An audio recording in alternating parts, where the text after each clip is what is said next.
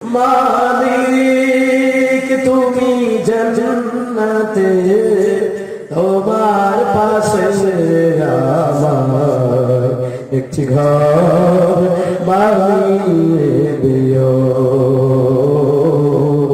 একটি ঘর বানিয়ে দিও। কারণ হলো যারা এরকম করবে তাদের ইমানের মধ্যে ঘাটতি রয়েছে। তারা তো বুঝার দরকার এই জমিনের বাদশাহী মালিকানা কার, সাজদা পাওয়ার মালিককে। আল্লাহ তাআলা বললেন শোনে না, আমার হুকুম মতো চলবে, আমার জিকির করবে। আমার তাফসীর মানে হলো গোপন জিনিসকে উপর করে দেওয়া।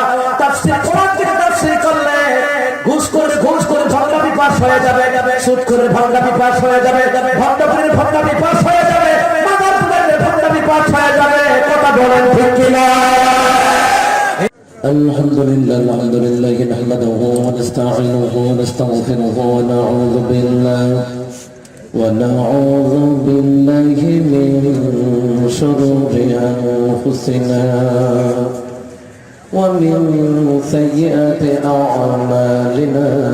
من يهده الله فلا مضل له ومن يضلل فلن تجد له وليا مرشدا.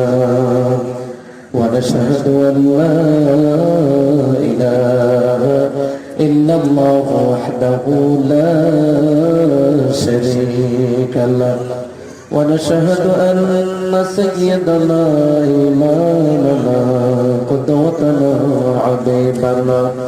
حبيبنا وطبيبنا روعنا محمد الذي أرسله بالحق بشيرا ونذيرا وداعيا إلى الله بإذنه وسراجا منيرا.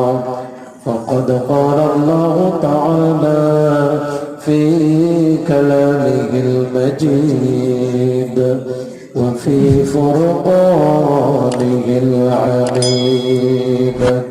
أعوذ بالله من الشيطان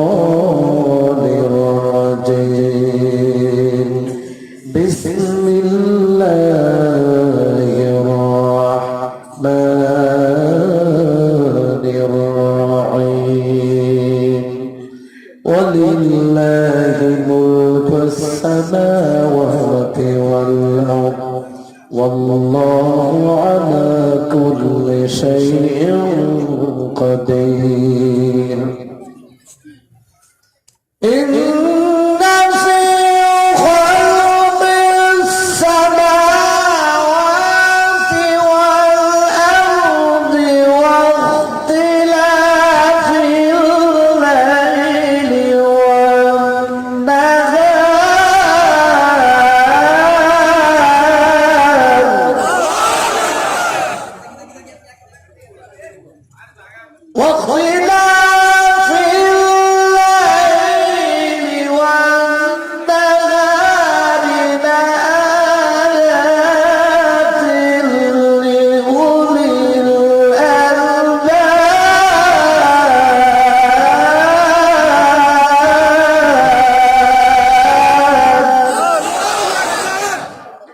صدق الله العظيم.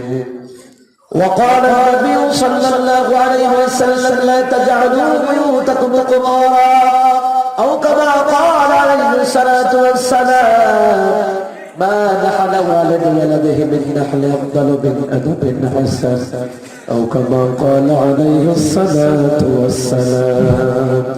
إن الله وملائكته يصلون على النبي يا أيها الذين آمنوا صلوا عليه وسلموا تسليما. اللهم صل على محمد وعلى آل محمد كما صليت على إبراهيم وعلى آل إبراهيم إنك حميد مجيد اللهم بارك على محمد وعلى آل محمد كما باركت على إبراهيم وعلى آل إبراهيم إنك حميد مجيد بلغ العلا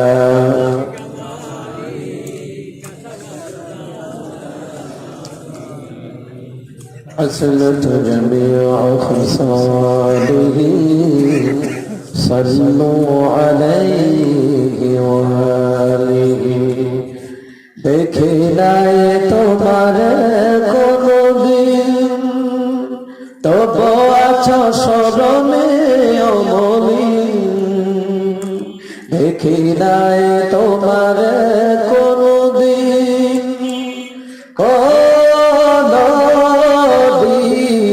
কোনদিন কোনদিন দেখি নাই তোমার কোনদিন তবু আছো স্মরণে অমলিন প্রেমের ভুবনে তোমারে বিরহ ব্যথায় নিশীথের শেফালিরা ঝরে তুমি আছো হৃদয়ের গভীরে ভুলবো তোমায় বলো কি করে বিশ্বনবী সাল্লাল্লাহু আলাইহি সাল্লাম বললেন কিয়ামতের ময়দানে জমিটা তামা হয়ে যাবে, মাথার আবেগত করে শরীরটা চলে আসবে, জিহ্বাটা বের হইয়া নাভিস্থল পর্যন্ত ঝুলতে থাকবে। এত ভয়ঙ্কর সময় বিশ্বনবী বললেন তারাই আরশের ছায়ার নিচে জায়গা পাবে যারা আমি নবীর নামে দরুদ পড়েছে। সুবহানাল্লাহ। জবানটা নাড়াচাড়া দিয়ে একটু আওয়াজ করে বলেন বা প্রশংসা করলাম কার? আসমান জমিন কার? জিকির করব কার? নাকি বাবার নামে জিকির? আমার দেশের মধ্যে বাবার নামে লাফালাফি হয়, মাজারের নাম নিয়ে পর্যন্ত লাফালাফি হয়, মাজারের সাজদা পর্যন্ত হয়, ঠিক কিনা? কারণ হলো যারা এরকম করবে তাদের ইমানের মধ্যে ঘাটতি রয়েছে। তারা তো বুঝার দরকার এই জমিনের বাদশাহী মালিকানা কার? সাজদা পাওয়ার মালিককে। আল্লাহ তাআলা বললেন শোনে না, আমার হুকুম মতো চলবা, আমার জিকির করবা, আমার বিধান মতো চলবা। কেন চলবা না? এই জমিনের মালিককে। তাই তো আল্লাহ তাআলা বললেন বিসমিল্লাহির রহমানির রহিম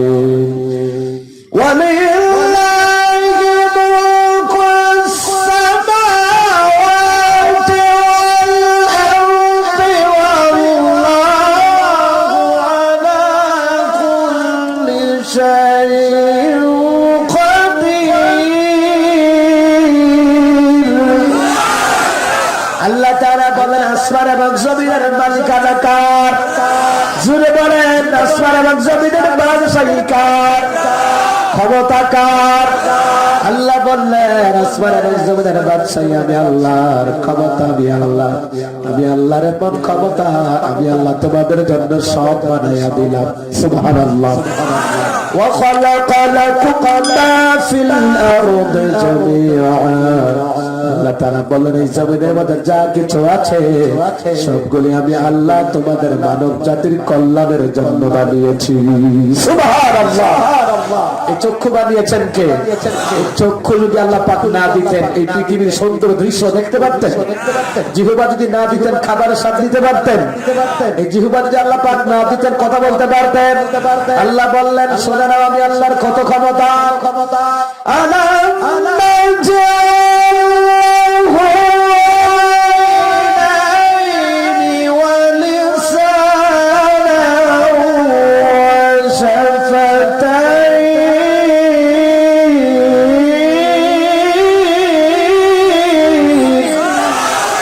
আল্লাহ তাআলা বললেন আমি কি তোমাদেরকে দুটা চক্ষু দেই নাই? যে চক্ষু দিয়ে পৃথিবীর সুন্দর দৃশ্যগুলো তোমরা দেখেছ, আমি কি তোমাদেরকে একটা জিহ্বা দেই নাই? জিহ্বা দিয়ে খাবার স্বাদ দিতে পারো, আবার কথা বলতে পারো। আল্লাহু আকবার। এটা আমার আল্লাহর পক্ষ থেকে দয়া, আমার আল্লাহর পক্ষ থেকে করুণা, আমার আল্লাহর পক্ষ থেকে বরকতময়, আমার আল্লাহ যে কত করুণাময়, কত দয়ালু। আল্লাহ আল্লাহ তাআলা বলেন আমি আল্লাহর যে কত ক্ষমতা, আমি আল্লাহ তাআলা তোমাদেরকে জীবন যাপন করার জন্য আমি আল্লাহর ক্ষমতায় চন্দ্র বানায়া দিলাম, সূর্য বানায়া দিলাম, জমিন বানায়া দিলাম। আবার আমি আল্লাহ তোমাদের জন্য আসমানটাকে সামিয়ানা বানায়া দিলাম। আল্লাহু আকবার বলেন। এই বক্সটাকে ওই দিকে ফিরাই দেন, ওই দিকে। সুবহানাল্লাহ।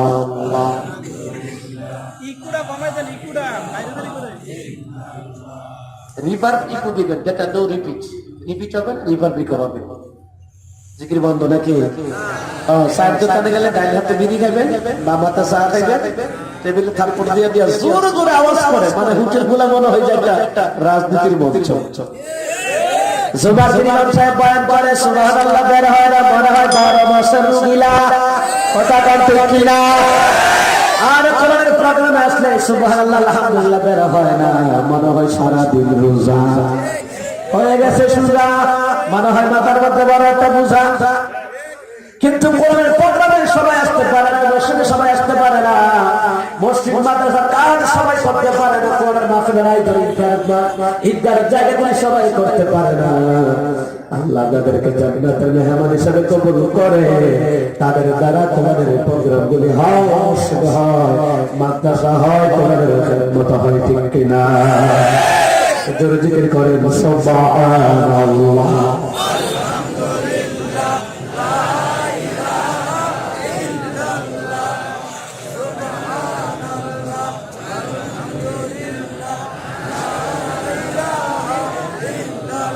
সুবহানাল্লাহ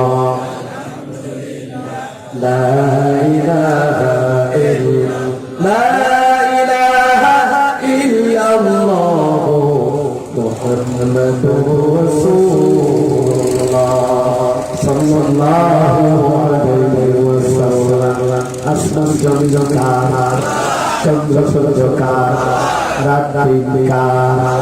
আল্লাহ তাআলা বলেন শুনে নাও, যারা চিন্তা করে গবেষণা করে আসমান জমিন জানবেন না হয় না, আল্লাহ যে আসমান আল্লাহ পাক আর যে আপনি আসমান বানালেন জমিন বানালেন আমাদের জন্য, আমাদের দরকার আমাদের জীবনটা তার জন্য কুরবান করে দেওয়ার কথা বলেন ঠিক কিনা? নামাজের মাধ্যমে, কোরআন তেলাওয়াতের মাধ্যমে, দ্বীন প্রচারের মাধ্যমে, ইলমে দ্বীন শিক্ষার মাধ্যমে তাদের জীবনটাকে প্রচার করে দেওয়া।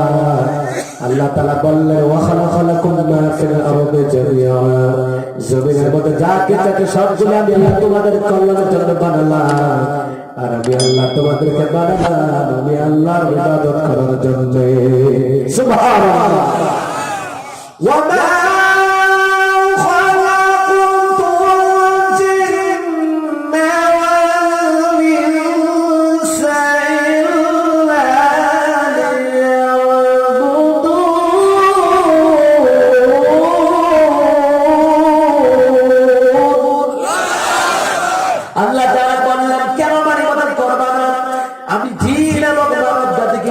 করেছি আমি আল্লাহর ইবাদত করার জন্য। সুবহানাল্লাহ। কারণ তোমরা নিজেরা এমনি সৃষ্টি হও না, আমি সৃষ্টি করেছি। আসমান জমিন এমনি এমনি হয় না, আমি আল্লাহ সৃষ্টি করেছি। জোরে করো আল্লাহু আকবার। আসমান এবং জমিনের পিছনে চারজন কারিগর আছে, কথা বলেন ঠিক কিনা? নাস্তিকরা বলল না না, আল্লাহ বলতে কিচ্ছু না। ইমাম আযম আবু হানিফার জামানায় নাস্তিক শুধু তর্ক বিতর্ক হয়ে গেল। আমার নাস্তিকদের সাথে ইহুদিরা তাল মিলায়। বাংলাদেশের জমিনে কতগুলো নাস্তিক আছে, ওই নাস্তিকদের সাথে মুনাফিকরা কাফিরা শিয়ারা দলরা পড়ে করতে তাল মিলায়, কথা বলতে পারি না। কিন্তু আমার দেশের মধ্যে কাদিয়ারা খবরদারি করে, আমার দেশের মধ্যে আমার বাংলাদেশের মানুষ যেই জমিটা হলো ওলামায়ে কেরামের জমিন, আল্লাহর জমিন, নবীওয়ালাদের জমিন, আজকে আমরা নিজেরা কাবরি করতে গিয়া ওই সুযোগে কাফির গোষ্ঠীরা আমাদের সামনে নবুয়ত দিয়ে যাচ্ছে, কথা বলেন ঠিক কিনা? দলে দলে কাবরি বন্ধ করতে হবে। কে আওয়ামী করে, কেউ বিএনপি করেছে, জাতীয় পার্টি করে, কেউ জামাত ইসলামী করে, এই নিয়ে কিলা কিলা আছে কি জানি আল্লাহর কসম করে বলে আপনাকে কোরআনের দল করা লাগবে। কোন দলের সফল দল করা যাবে না, কোরআনের দল করা কবর যাওয়া লাগবে। দুনিয়ার দল দুনিয়ার জন্য, কিন্তু কোরআনের দল নবীর দল দুনিয়া ও আখিরাতের জন্য। কোরআনের দল ছাড়া আপনি জান্নাতে যাইতে পারবেন না। সম্মানিত মহতরম হাজির, আল্লাহ তাআলা বলছেন আপনি কোন দল করা লাগবে। আল্লাহ বলছেন ইন্নাদ-দীনা ইনদাল্লাহিল ইসলাম। আল্লাহ পাকের মনোনীত ধর্মের নাম কি? জোরে বলেন নাম কি? কিন্তু কোরআন কোন দলের জন্য আসে নাই, আওয়ামী লীগের জন্য আসে নাই, বিএনপির জন্য আসে নাই, জাতীয়তাবাদীর জন্য আসে নাই। সমস্ত দলকে জান্নাতের রাস্তা দেখাবার জন্য কোরআন এসেছে। কথা বলেন ঠিক কি না? কিন্তু এমন অবস্থা বর্তমান প্রেক্ষাপটে হিংসা বিদ্বেষ, কে কমিতে পড়লো, কে আলিয়াতে পড়লো, আবার কেউ আওয়ামী লীগ করলো, কেউ বিএনপি করলো, একজনের বিরুদ্ধে আরেকজন, চার দোকানে বসে বসে হিংসা বিদ্বেষ করে। ওর সাথে 25টা সরকারি দল, ওর সাথে 25টা ও বিরোধী দল। কেন এই কামড়া কামড়ি? আমরা তো মুসলমান, মুসলিম মুসলমান পরস্পর ভাই ভাই। কথা বলেন ঠিক কিনা? আমরা এক দলের হতে পারি, আমরা বিভিন্ন দলের হতে পারি, কোরআন আমাদের এক, নবী আমাদের এক, আল্লাহ আমাদের এক। কথা বলেন ঠিক কিনা? সম্মানিত মহতারাম হাজিরিন, ভালো ভালো কথা খেয়াল করেন। আল্লাহ তাআলা বললেন আসমান এবং জমিনের ক্ষমতা মালিকানা আমি আল্লাহ। আমার আল্লাহ আমাদেরকে ইবাদত করার জন্য বানিয়েছে। আল্লাহ যে আমরা শুধু ইবাদত করে আমাদের ইমানের দায়িত্ব আদায় হবে না, মিথ্যার বিরুদ্ধে কাদিয়াদের বিরুদ্ধে কাফেরদের বিরুদ্ধে আপনাকে প্রতিবাদী সংগ্রাম করা লাগবে। কথা বলেন ঠিক কিনা? যারা ইসলামের পক্ষে আমরা তাদের পক্ষে, যারা কোরআনের পক্ষে আমরা তাদের পক্ষে, যারা নবীর পক্ষে আমরা তাদের পক্ষে, আর যারা আল্লাহকে গালি দিবে, নবীকে গালি দিবে, আমরা তাদের পক্ষে থাকবো না। কথা বলেন ঠিক কিনা? নামাজের মাধ্যমে ইমানের দায়িত্ব আদায় হয় না, সমাজের সরকারের আদায় দেওয়া, সরকারের বাধা দেওয়া, এটা দ্বারা ইমানের দায়িত্ব আছে কি নাই? আল্লাহ বললেন ওয়াল তাকুম মিনকুম উম্মাতুন ইয়াদউনা ইলাল খায়র ওয়া ইয়া'মুরুনা বিল মা'রুফ ওয়া ইয়ানহাউনা 'আনিল মুনকার ওয়া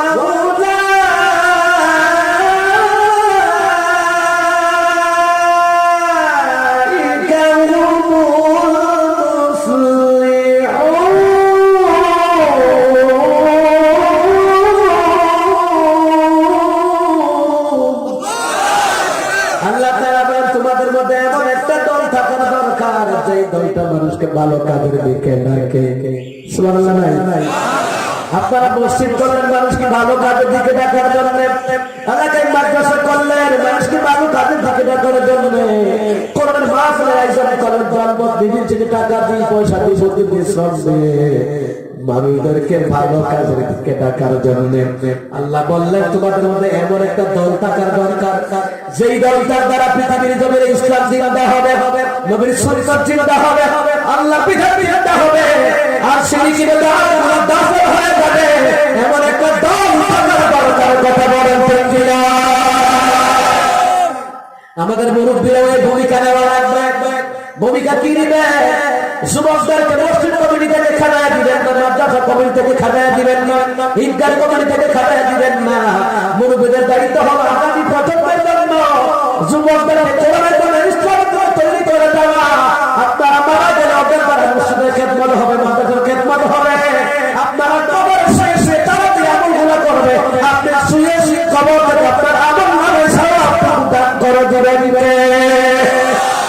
আমাদের সমাজের ভিতরে হলো যুবকরা যদি কোনো কাজ যায়, এই বেটা তোর সামনে যাবে, তোর আপনার বিয়ে দিচ্ছে না, তুই আপনাকে ঠকানি করছিস। কথা বলতে এই কথা বলে যুবকদেরকে তাড়িয়ে দিবেন না। বিশ্বনবী যুবকদেরকে ভালোবাসতেন। সুবহানাল্লাহ। রাহমাতুল্লাহ নবী যুবকদেরকে কেন ভালোবাসতেন? কারণ তাদের দ্বারা দ্বীনের কাজ হওয়া সম্ভব, তাদের শরীরের মধ্যে ঈমানি চেতনা আসবে, তাদের দ্বারা দ্বীন ইসলামের উপকার হবে। আবার বিশ্বনবী বললেন কারণ আমি তাদেরকে ভালোবাসতাম, কারণ তারা যদি যুবক যুবকের যে আল্লাহকে একটা সাজদা দেয়, 1000 সাজদার সওয়াব আমার আল্লাহ তাদের আমল নামে দান করে দেয়। আর আস্তে কোন সুবহানাল্লাহ। আবার জিবরাইল বলেন ইয়া রাসূলুল্লাহ, ইয়া হাবিবাল্লাহ, যুবক যুবতীরা যখন আল্লাহকে সাজদা দেয়, এই পৃথিবীর জমিনে একসাথে যদি বৃষ্টি হয়, ওই বৃষ্টি বৃষ্টির ফুটা গণনা করার আমি জিব্রাইলের ক্ষমতা আছে। কিন্তু যুবক যুবতীরা যখন নামাজ পড়ে আল্লাহকে সাজদা দেয়, তাদের সাজদায় তাদের আমলনামায় এত সওয়াব আমি জিব্রাইল গনে গনে শেষ করতে পারি না। আল্লাহু আকবার। এই জন্য যুবক যারা দিনে কাজে আপনাদেরকে আগে আসতে হবে। গান বাজনার মধ্যে লাথি মারিয়া কোরআন সংগ্রাম করা লাগবে। কথা বলেন ঠিক কিনা? সুবহানাল্লাহ, আলহামদুলিল্লাহ,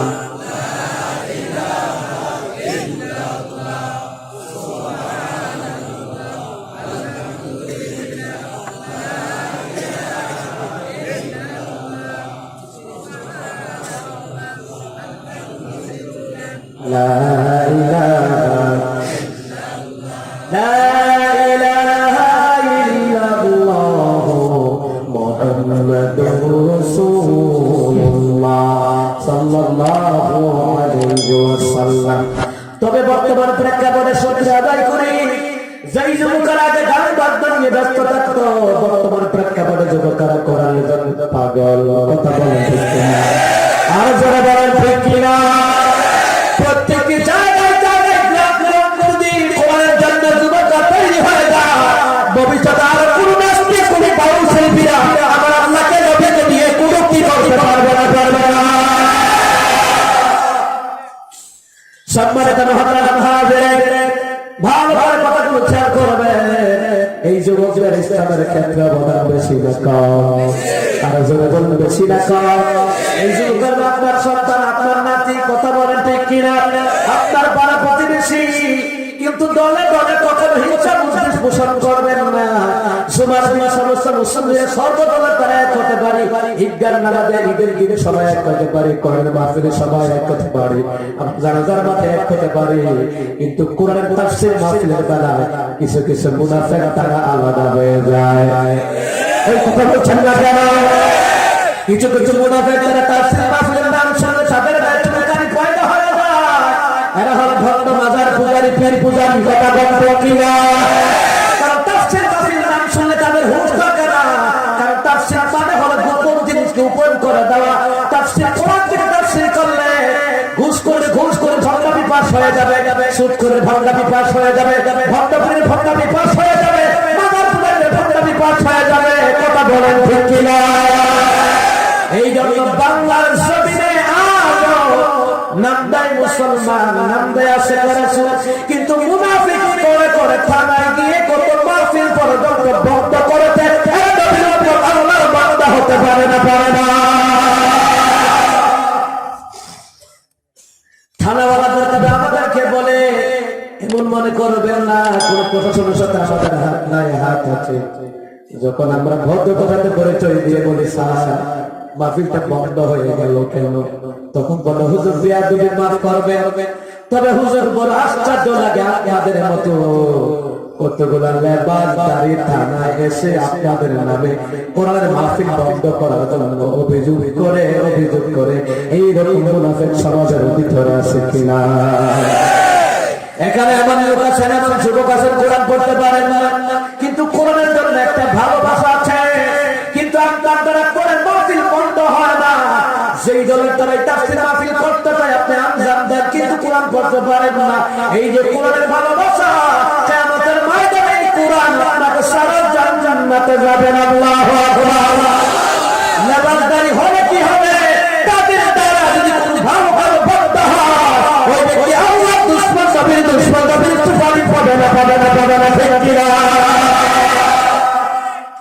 কত মুনাফিকেরা চরণ কোন আবু জাহেল সাইবা আমার নবীর কাজের মধ্যে বাধা দেয় না, কিন্তু মানুষের কাছে গিয়ে বলতো মুহাম্মদের কাছে যাও না। কিন্তু নবীর মজলিস তারা বাধা দেয়, বন্ধ করে দেয়। গোপনে মায়ের নবীর হুন্ডা মুবারকের কাছে গিয়ে কান করতে পারে আবু জাহেল সাইবা আমার নবীর পরবর্ত কোরআন তেলাওয়াত শুনছো, ঠিক কিনা? ওরা তো গোপনে শুনছো। আর নামদারি মুসলমান, নামদারি মুনাফিকেরা প্রকাশ্যে থানায় গিয়ে মাহফিল বন্ধ করার জন্য অভিযোগ করে। কি কথা বলতে বলে কেন? সত্য কথা বলতে মন চায় না। হুজুর একটু তাল মিলাইয়া ওয়াজ করেন, হুজুর কারো গায়ে যাতে না লাগে, এই তাল মিলাইয়া ওয়াজ সারা জীবন শুনতে পারবে, হেদায়েতের নূর আপনি খুঁজে পাবেন। কথা বলেন ঠিক কিনা? আমার সমাজের মধ্যে কিছু লোক আছে, এরা বলে যা করার হুজুররা করো। কথা বল না কেন? মানে যা আন্দোলন করবে, যা প্রতিবাদ করবে হুজুররা করবে। আর আমি শুধু মসজিদে বসে বসে তাসবিহ তাহলিল করবো, নামাজ পড়বো না, করবে, কিন্তু নাস্তিকদের বিরুদ্ধে আপনার প্রতিবাদ থাকা লাগবে কি লাগবে না? মিথ্যার বিরুদ্ধে আপনার প্রতিবাদ করা লাগবে কি লাগবে না? সত্য বলা লাগবে কি লাগবে না? যে ইমান প্রয়োজনে জ্বলে ওঠে না, যে ইমান সত্যের কথা বলে না, যে ইমান অন্তরে নাই, যে ইমান অন্তরে নাই, মুখে ফোটাই কথার কলি, কি করে তারে বলো ইমান বলি, কি করে তারে বলো ইমান বলি, কি করে তারে বলো ইমান বলি, কি করে তারে বলো ইমান বলি। ঠিক কিনা বলে? আর যারা ঠিক কিনা? আমি আপনাদেরকে বলবো, দুনিয়ার যে কোন দল করেন না কেন, কোরআনের দল, নবীর দল আপনাকে করা লাগবে, করা লাগবে, এটা ফরজ। কথা বলেন ঠিক কিনা?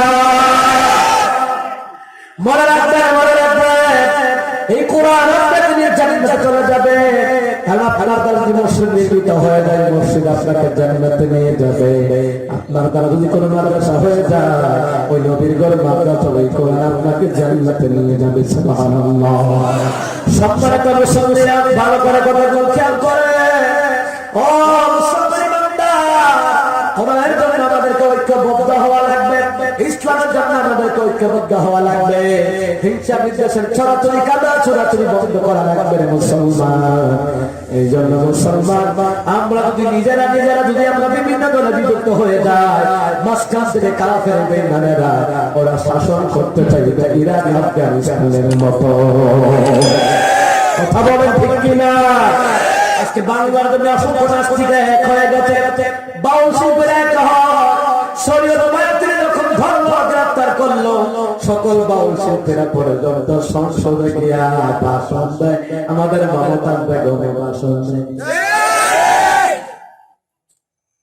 উনি ভাষণ দিয়েছে আর সংসদে গিয়ে গান গায়, পাবলিক আর গান শোনে। অযোগ্য পাত্রের হাতে ছুরি করে গাজ্জানী বলেছিলেন। কেন বলেছিলেন জানেন? তিনি একজন শিশু বাচ্চার হাতের মধ্যে ছুরি দেখলেন, ছুরি বুঝেন চাকু, চাকু একটা অস্ত্র দেখলেন। ইমাম গাজ্জানী রাহিমাহুল্লাহ তিনি বললেন, অযোগ্য পাত্রের হাতে ছুরি কেন?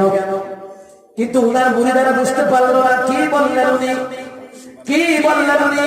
তখন তিনি বললেন, তোমরা বুঝতে পারো নাই, তোমরা জানতে পারো নাই, তোমরা কি বুঝতে পারো নাই? না হুজুর, বুঝতে পারি নাই। বলে শোনো, এই বাচ্চাটা কি ছুরির মূল্য বুঝে? ছুরি দিয়ে যে কোনো সময় নিজেও আহত হতে পারে, অন্যকে আহত করাতে পারে। অযোগ্য ব্যক্তি যদি সংসদে যায়, গানাগান যদি সংসদে যায়, যার কাছে শিক্ষার কোন জ্ঞানের লেশ মাত্র নাই, ও অযোগ্য হাতে ক্ষমতা দেয় কেন? অত নিজেও ধ্বংস হবে, জাতিকে ধ্বংস করবে। কথা বলেন ঠিক কিনা? কেন মমতাদের চাইতে বড় বড় ভালো বড় শিক্ষিত এই এলাকায় আছে?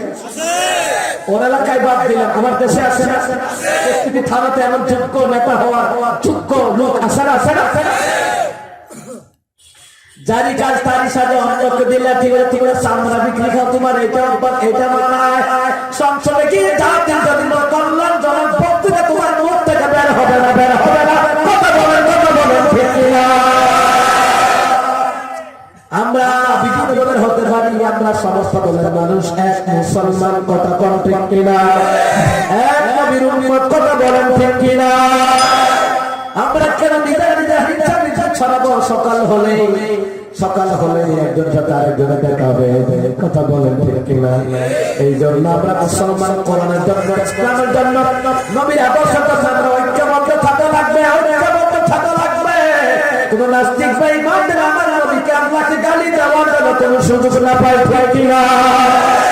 আমাদের সরকারকে ধন্যবাদ জানাই, শরীয়তুল্লাহকে ধরছে, বাড়িটা দেওয়ানে ধরছে, যে আল্লাহকে শয়তান বলে গালি দিয়েছে। আস্তে করলেও প্রতিবাদ আপনাকে করাই লাগবে। কোন আল্লাহকে, নবীকে, কোন মুসলমানের গায়ে আঘাত লাগার পর যদি আপনার অন্তরে একটু ব্যথা অনুভব না হয়, বুঝতে হবে আপনি ইমানদার হতে পারেন। কথা বলেন ঠিক না? তাল মেলায় চলার দরকার নাই। আপনি সমাজে তাল মেলায় চলতে গেলে আপনার নবীর সাথে আপনার বাজার হয়ে যাবে। আর ইসলামের জন্য, কোরআনের বিরুদ্ধে আপনি কাজ করেন, বায়াতি কাজ করেন, তারা আবার করেন, নামাজ পড়েন, আপনার যদি মসজিদ হয়, মাদ্রাসা হয়, জায়গা হয়ে যায়, কিয়ামতের ময়দানে এই জায়গাগুলো আপনার পক্ষে আল্লাহর দরবারে সাক্ষী হয়ে যাবে। জোরে করুন সুবহানাল্লাহ।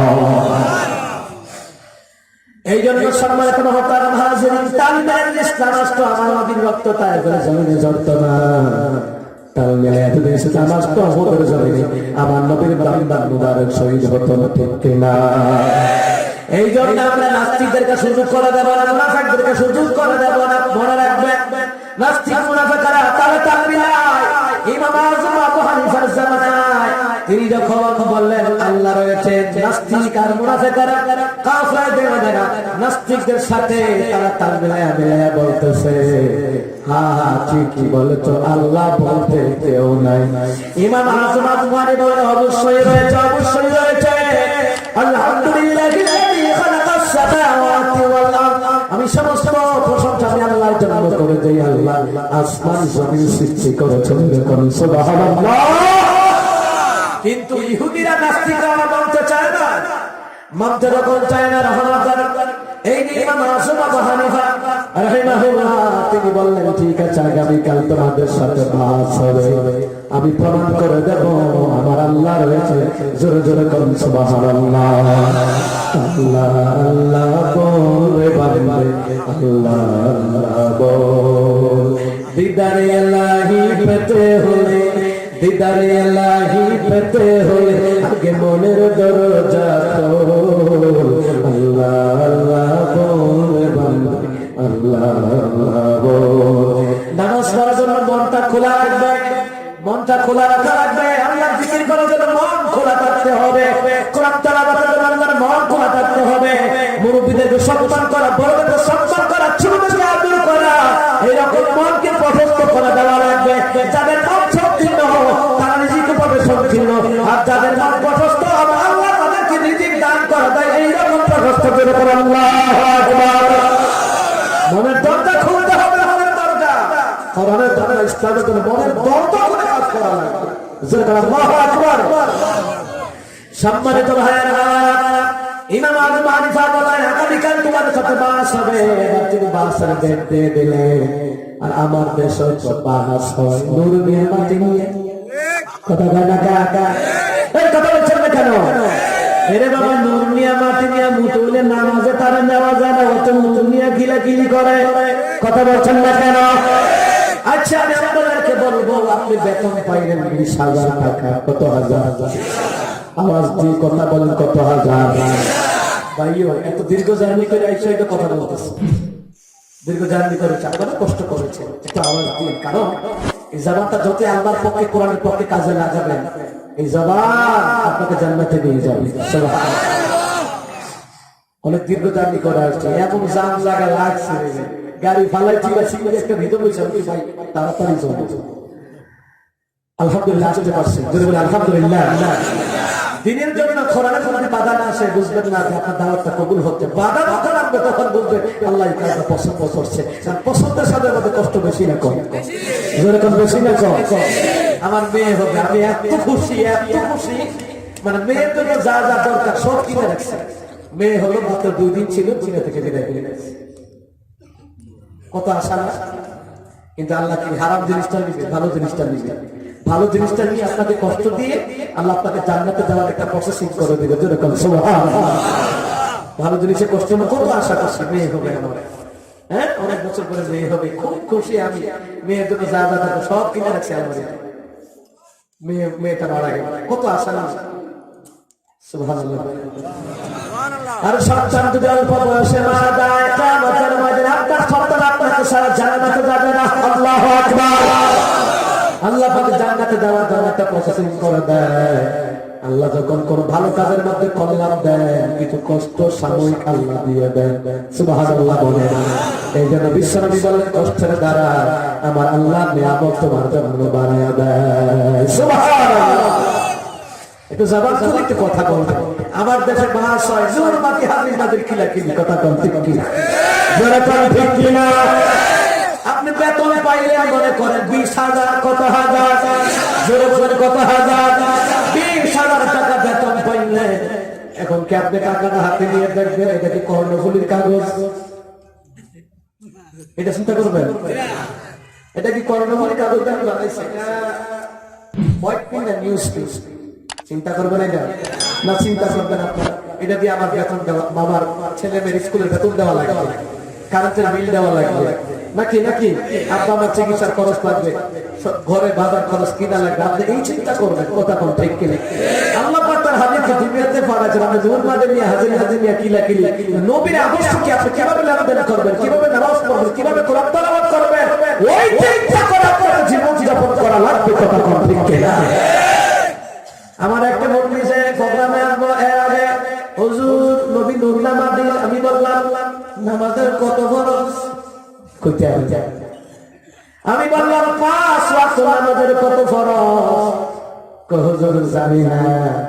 আমি বললাম হুজুর ফরজ কয়টি? বলে 4টি।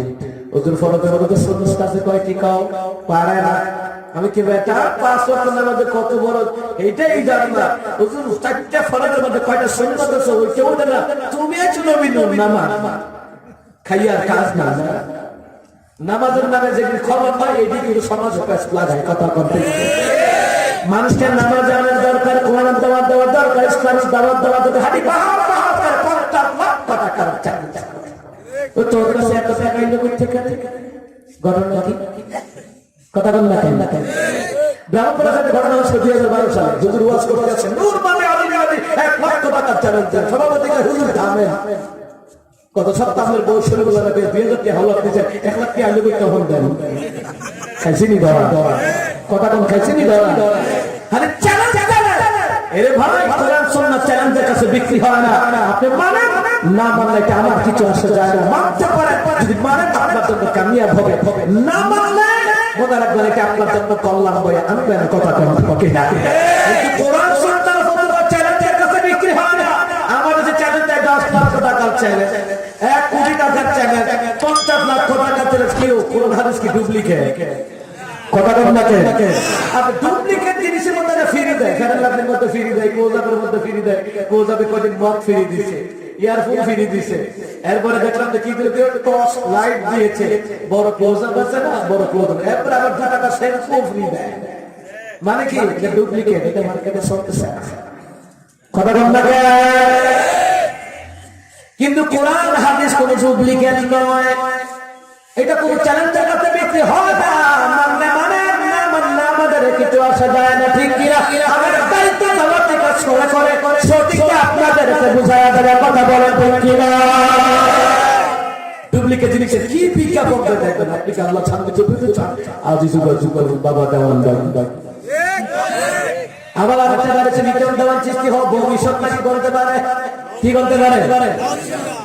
ভবিষ্যৎ বলতে পারে, মানে বিজ্ঞাপন দেয় এমন ভাবে সারা। আবার বিজ্ঞাপন দেখে দেখে আমার দেশের যুবক যুবতীরা খুব আসল কথা বিজ্ঞাপন দেখে, বুঝেন নাই? নিটক দেওয়ার চেষ্টা। আজই যোগাযোগ করুন, আপনার হাতের রেখা থেকে বল দিতে পারবে আপনার বর্তমান ভবিষ্যৎ। আজই যোগাযোগ করুন, বসুন্ধরা আরো বার বার। কি বিজ্ঞাপন একটা দিয়েছে রে ভাই! আর ও যদি হাতের রেখা থেকে সবকিছু বলতে পারে তো বলতে পারলো না কেন? 2015 সালে জানুয়ারির 3 তারিখ আমারও দিন সিলেট জয়তাপুরে প্রোগ্রাম ছিল, আমি ওইদিকে যাচ্ছি না, তখন দেখলাম বসুন্ধরাতে আগুন লেগেছিল। জানুয়ারির 3 তারিখ 2015 সাল, মনে রাখেন। কিন্তু ও লিটন দেওয়ার কৃষ্টি, তখন তুমি বলতে পারলো না কেন যে 2015 সালে জানুয়ারির 3 তারিখ বসুন্ধরাতে আগুন লাগবে? তুমি তো বলতে পারো না, ভবিষ্যৎ বলতে পারো না, অত গরম দিন দেওয়ার দরকার। সহজ সরল মানুষকে বিভ্রান্তি করে মুসলমান, ভবিষ্যতের খবর জানেন কে? আর আওয়াজ দিয়ে বলেন কে? বিজ্ঞাপন দেখলে পাগল হয়ে গেছে। কি বিজ্ঞাপন, কি বিজ্ঞাপন! রাস্তাঘাটে দেখলে ক্যাম্পাসের ওষুধ বিক্রি করে না? আপনার মাথা ব্যথা, চক্ষু ব্যথা, হাত ব্যথা, পা ব্যথা, রোগ ব্যথা, যা কিছু আছে আমার কাছ থেকে একটা ট্যাবলেট নিয়ে যাবেন, আপনি খেয়ে ঘুমিয়ে যাবেন। আর আমার ট্যাবলেট আপনি হেডের ভিতরে সারা রাত কাজ করে। আবার কি চ্যালেঞ্জ চাই? আমার এমবিবিএস আছে, আমার সাথে চ্যালেঞ্জ করতে পারে। আচ্ছা, কোন এমবিবিএস কে হেড চ্যালেঞ্জ যাইবো? হেড মুখ ফুলে দেবে, আর কিছু করার নাই, কথা কন ঠিক কি না?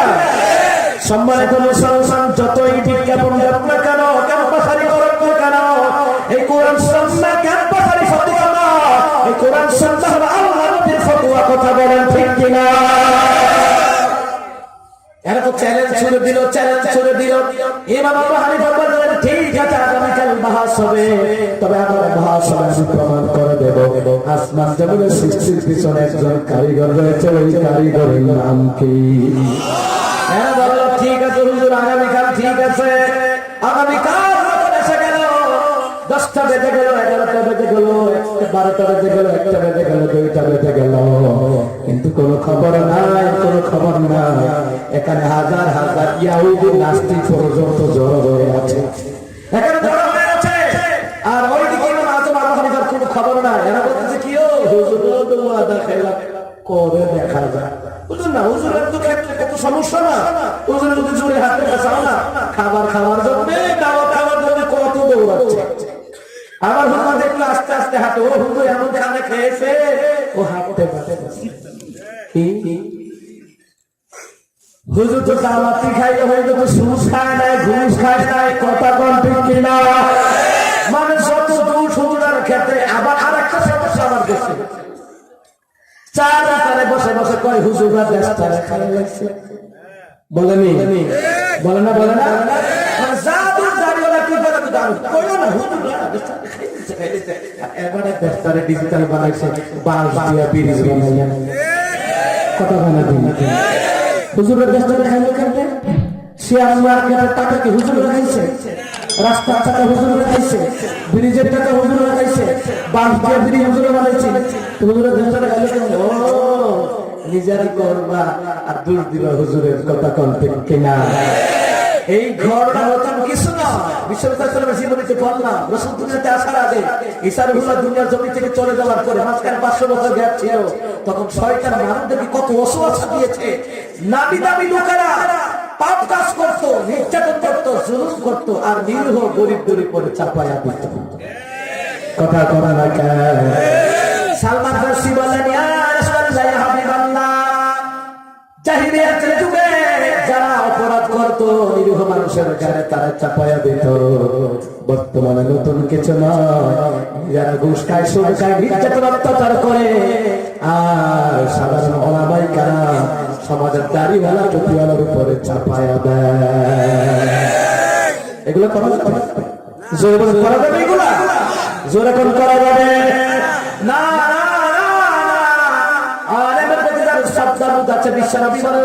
যেই ব্যক্তি আলেমকে সম্মান করলো, সেজন্য আমি নবীকে সম্মান করলো। সুবহানাল্লাহ। যে ব্যক্তি আলেমকে খাওয়ায়, সেজন্য আমি নবীকে খাওয়াই। আল্লাহু আকবার বলেন। এই দেশের আলেমরা হলো, এই দেশের আলেমরা নবীওয়ালারা হলো এই পৃথিবীর জমিনের নিয়ামত। কারণ হলো আল্লাহওয়ালা, নবীওয়ালারা, নামাজি ব্যক্তিরা সমাজে না থাকলে কোন কাফির বেঈমানদেরকে আল্লাহ খাওয়াতো না। আল্লাহু আকবার।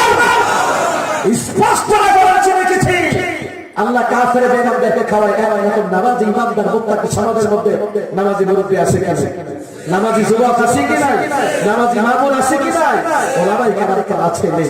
তাদের কারণে আমরা ইহুদি নাসারাদেরকে খাওয়াই, না হয় আমরা কাউকে খাওয়াতে পারি, কাউকে খাওয়াবো না ইমামদারদের কারণে। কারণ একজন ইমামদার মুত্তাকি থাকা পর্যন্ত আল্লাহ কিয়ামত দিবে। আস্তে করে সুবহানাল্লাহ। এই জন্য আমরা তাদেরকে ভালোবাসবো। কার জন্য? আর যারা বলেন কার জন্য? ইমাম আজম আবু হানিফাকে নিয়ে বিভিন্ন রকমের মন্তব্য করে, দেখো হুজুর আল্লাহ বেকালাক করে দেখছে কারবার। এবার সবাই যখন একটু হারামা লাগায় দিলে, হঠাৎ করে তাকে দেখে ইমাম আজম আবু হানিফা রাহিমাহুল্লাহ তিনি রাস্তা দিয়ে আসতেছে বহস করার জন্য। জোরে করে সুবহানাল্লাহ। উনি আসতেছে, হঠাৎ করে নাস্তিকদের একদল দাঁড়ায় গেল। ইহুদিরা পড়তো, তাদের সাথে দাঁড়ায় গেল। বলল, হুজুর দেরি করলেন কেন? ও হুজুর মালা মনে করছিলাম, ও আমিও হইতো কথা কম থাকে। এই জোরে বলেন না কেন? এইরকম বাজে মন্তব্য করা যাবে না, কার ব্যাপারে আপনাকে মন্তব্য করা যাবে না, আপনাকে মন্তব্য করা যাবে না। আন্দাজে কথা বলা কুফরি সমতুল্য পাপ হয়ে যায়। আন্দাজে কথা বলে আমার দেশে বলে না, বলে না। যেমন আমি হাফিজ রহমান সিদ্দিকীকে নিয়ে যখন আমি কিছু কথা বললাম, আজহারীকে নিয়ে কিছু কথা বললাম, বলার পরে একজন বলতেছে, ও হুজুর বোধহয় জামাতের দাওয়াত। কালকে একটা সাইজ করছে জনগণ। আমি বললাম এই কথা শোনো, যখন সিদ্দিকী সাহেবকে নিয়ে মানুষের বাজে মন্তব্য করলো, কত আলেম বাজে মন্তব্য করলো, আমি প্রতিবাদ করেছি। ওই সময় শুধু জামাতের কেউ আমাকে কওমির দালাল বলে না, যে কিনা আমাকে নিয়ে একটু কথা বলেন আমি নাকি জামাতের দালাল হয়ে গেল। আরে শোনো, যারা দালালি করে খায় তারা অন্যকে দালাল বলবে, যারা সুদখোর তারা অন্যকে সুদখোর মনে করে। কথা কম ঠিক কিনা? আর যাদের চরিত্র ভালো, যারা নামাজি, ওনাদেরকে নামাজি মনে করে, নিজে মসজিদে দান করে সে মনে করে আমার ভাই মনে হয় দান করে। কথা বলেন ঠিক কিনা? দালাল দালাল করতে করতে আমরা কাফের ব্যাপারে সুযোগ দিতে আসছি। নিজের কিসের দালালি দালালি? আপনি যেই কোনো দলের হতে পারেন, আপনি কোন হাদিসের পক্ষে, আমি আপনাকে আল্লাহর জন্য ভালোবাসি। কথা কোন ঠিক কিনা? সম্মানিত মুহতারাম হাজির, আমরা কারো কারো মন্তব্য করবেন, আমরা একই সমাজের মানুষ, একই জায়গার মানুষ। কথা বলেন ঠিক কিনা? সুতরাং সমাজে চলবেন হিংসা বিদ্বেষ মুক্ত ভাবে চলবেন, কোন হিংসা বিদ্বেষ করে ভালো বাবার কান্দ না আল্লাহর জন্য। ও আমল করে তাতে কি হচ্ছে? তাকে নামাজের দাওয়াত দেন, হয় আসলে আমাদের ও তাতে কি হচ্ছে? আমরা এক এলাকার মানুষ, এক থানার মানুষ, সবাই আমরা কোরআনের জন্য, আল্লাহর দল, আমরা কোরআনের দল, নবীর দল। যেরকম আল্লাহু আকবার। মুরব্বীদেরকে সম্মান করবেন, যুবকদেরকে বলি রিয়াদুস সালিহিন দ্বিতীয় খণ্ডের ভিতরে বুখারী মুসলিমের পাড়ায় বিশ্বনবী বলেন, বড়দেরকে যারা শ্রদ্ধা করে না, ছোটদেরকে যারা আদর করে না, এরা রাসূলের উম্মতের দলের তালিকায় থাকবে না। আদর থাকা লাগবে। সুবহানাল্লাহ পড়েন। সবাই যখন বলল হুজুর কি হলো, দেরি করলেন কেন? কেন দেরি করলেন? তিনি বললেন এমনি দেরি হয় না, কারণ রয়েছে, কারণ রয়েছে। সুবহানাল্লাহ। উনি কিন্তু আসলে বলতেছেন যে আমি আপনাকে দেরি করে নাই, কারণ ছিল। কারণটার ভেতরে বললেন কিসের কারণ? হুজুর তাড়াতাড়ি বলেন, আর সহ্য হয় না, আর সহ্য হয় না। বলেন এতক্ষণ সহ্য করলাম, একটু সহ্য করো। এবার বললেন শুনে নাও, আমার জন্য দেরি হয় না, আমার তেরা দেরি হয় না। আমি আসতেছিলাম, রাস্তার মধ্যে প্রতিমধ্যে একটা নদী পড়ে গেল, ওই নদীর মধ্যে প্রবল বেগে স্রোত বইতে লাগলো। ইমাম আযম আবু হানিফা তিনি বলতেছেন সুন্দর করে, হঠাৎ করে আমি দাঁড়িয়ে রইলাম, সময় ঘন্টার পর ঘন্টা আমি দাঁড়িয়ে রইলাম, কোন নৌকা নাই, কোন মাঝি নাই, কোন সাগরে আমি কিভাবে পার হয়ে আসবো? হঠাৎ করে তাকায় দেখি নদীর কিনারে একটা গাছ, ওটা নিজে নিজে কেটে পড়ে গেল, ওটা নিজে নিজে তক্তা হয়ে গেল, ওটা নিজে নিজে নৌকা হয়ে গেল, কিনারায় ভিড়ল। আমি নৌকায় আরোহণ করলাম, আর নৌকাটা আমাকে মাঝির মতো পার করে দিল। তারপরে আমি তোমাদের এখানে আসলাম, এই কারণে দেরি হয়ে গেছে। এখন ইমাম আবু হানিফা আগে যাই মনে করতাম আধা পাগল, এখন দেখি পুরা পাগল। বলবেন না আগে ভাবতাম আধা পাগল, এখন দেখি পুরা পাগল। নিজে নিজে কাটতে বলে, নিজে নিজে তক্তা নৌকা। এই দেখি বলেন আপনি ইহুদিরা থাকেন একটু নাস্তিকের পর্যন্ত সম্ভব? কিভাবে সম্ভব? বলতেছে কিভাবে সম্ভব? এটা সম্ভব না। কেন সম্ভব না? অবশ্যই সম্ভব। বলেন না সম্ভব না। তো বলতেছে ও হানিফা, করাতি ছাড়া গাছ কাটা যায় না, করাতি ছাড়া গাছ কাটা যায় না, সমেল ছাড়া চোখটা গুলি তক্তা হওয়া হত্যা করা যায় না, মিস্ত্রি ছাড়া নৌকা হয় না, নৌকা একটা হয় না, গাছটা একটা কাইটা পড়ে না। এইটার পিছনে নিশ্চয়ই কোনো কারণ আছে, মিস্ত্রি আছে নৌকা বানাতে। মিস্ত্রি ছাড়া কিন্তু নৌকা হয় না, করাতি ছাড়া গাছ কাটা যায় না। ইমাম আবু হানিফা দাঁড়াইয়া সাহাবাদের উঁচু করে বললেন, শুনে নাও, শুনে নাও, সাধারণ একটা নৌকা যদি মিস্ত্রি ছাড়া না হয়, করাতি ছাড়া যদি গাছ কাটা না যায়, তাহলে বোঝা লাগবে আসমান জমি কেমনে হয় না। এইটার পিছনে একটা মিস্ত্রি রয়েছে, তিনি হচ্ছেন আল্লাহ।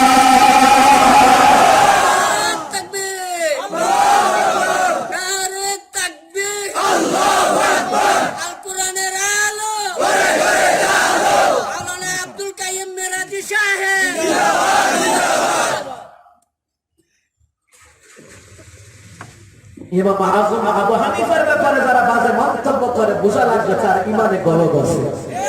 কথা বল ঠিক কি না? আরে ইমাম আযম আবু হানিফা যে সময় দাওয়াতে কাজ করেছে ওই সময় আপনার সলামুদ্দিন কলমুদ্দির বাপ দাদার জন্ম হয় নাই। কথা বল ঠিক কি না? আমাদের সেমন আছেন ইমাম আযম আবু হানিফার ব্যাপারে বাজে মন্তব্য করে এই কথা বল না কেন? আসেন আসেন না সাবধান, তাদের দ্বারা ইসলামের ক্ষতি হয় নাই, তাদের দ্বারা ইসলামের উপকার হয়েছে। আল্লাহু আকবার বলেন। মুসলমান ইমানদার ইমাম আযম আবু হানিফা যখন দলিল দিলেন, কারণ তিনি চিন্তা করছেন কত যুক্তি দিলাম, এটা যুক্তি দিয়ে বুঝাইতে পারে না। এখন এমন এক যুক্তি দিলে এরা বলে হ্যাঁ ঠিক হইতো রে, নাস্তি দেখো হ্যাঁ ঠিক হইতো। আরে মিস্ত্রি সাহেব নৌকা না হলে খরচ করে গাছ কাটা না করতো আসমান আসতে এমনি হয়ে না। নিশ্চয়ই এর ভিতরে কোনো কারণ আছে, নিশ্চয়ই এর ভিতরে একটা মিস্ত্রি আছে। ইমাম আবু হানিফা যেটা বলছে ওটাই ঠিক। ও ইমাম আবু হানিফা আমাদেরকে নতুন করে কালিমা পড়ায় দেন, লা ইলাহা ইল্লাল্লাহু মুহাম্মাদুর রাসূলুল্লাহ সাল্লাল্লাহু আলাইহি ওয়াসাল্লাম। সুবহানাল্লাহ বলেন। আমার আপন বলে নাই রে কিছু, আল্লাহ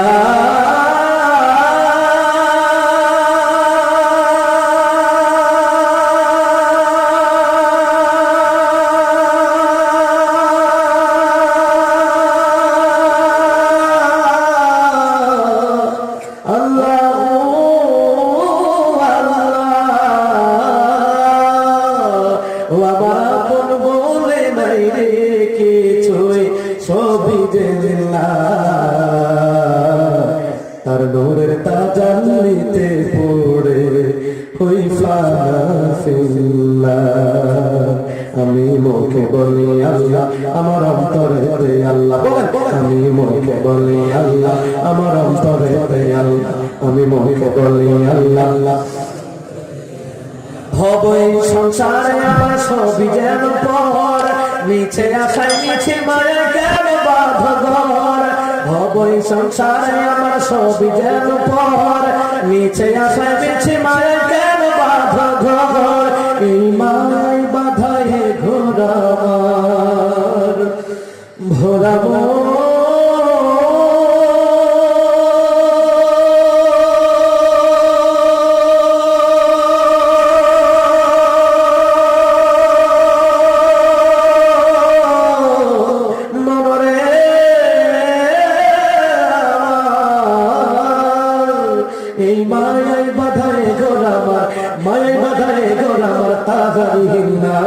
তার নূরের তাজাল্লিতে পড়ে হই ফানাফিল্লাহ।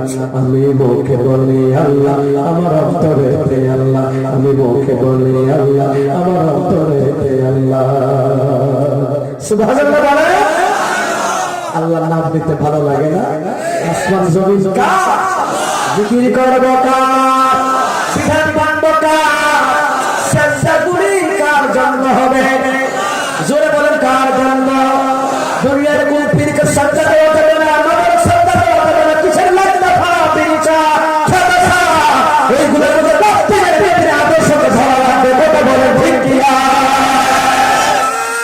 তাকবীর, নারে তাকবীর, আল্লাহু আকবার। এলাতিদের আস্তানা ভেঙে দাও, ভেঙে দাও, ভেঙে দাও, ভেঙে দাও। এলাতিদের আস্তানা আমার নেতা, তোমার নেতা বিশ্বনবী মুস্তাফা, বিশ্বনবী মুস্তাফা আমার নেতা, তোমার নেতা আব্দুল কাইয়ুম মিজাজি সাহেব। সাজদা করার মালিক কে? আওয়াজ করে বলেন কে? সম্মানিত মহতারাম হাজির, আল্লাহ তাআলা বললেন শুধু সাজদা করা আমি মালিক না, তোমার জীবনে যত মনের বাসনা আছে সব গুনার বেদনা যা কিছু আছে সবগুলা শোনার দায়িত্ব আমার। তুমি বলবা আমি শুনি। সুবহানাল্লাহ। ওদাহুনি আস্তাজিব লাকুম। আল্লাহ বলেন নবী আপনাদেরকে যারা যারা আমি আল্লাহকে ডাকে, আমি আল্লাহর কাছে দোয়া করে, আমি আল্লাহর কাছে যদি ফরিয়াদ করে সন্তান হয়, আমি আল্লাহর কাছে সন্তান চাইবে। ওর জীবনে কত অভাব ওই অভাব দূর করার জন্য আমি আল্লাহর ইবাদতের মধ্যে যদি লিপ্ত হয়ে যায়। আল্লাহু আকবার। কিন্তু আমার সমস্যা হলো মনে করে ভালো মন্দ মনে বাবাই করবে, ভালো মন্দ ভাই করবে, ভালো মন্দ করে কে? আওয়াজ দিয়ে বলেন কে? ভালো মন্দ বাবাই করতে পারে না, ভালো মন্দ করার ক্ষমতা কার? কিছু করতে পারবে মৃত ব্যক্তি, বাবার দোষ নাই। সম্মানিত মহতারাম হাজিরিন, আল্লাহ তাআলা সুন্দর করে জানায়া দিলেন واتخذوا من دونه آلهة لا يخلقون شيئا وهم يخلقون।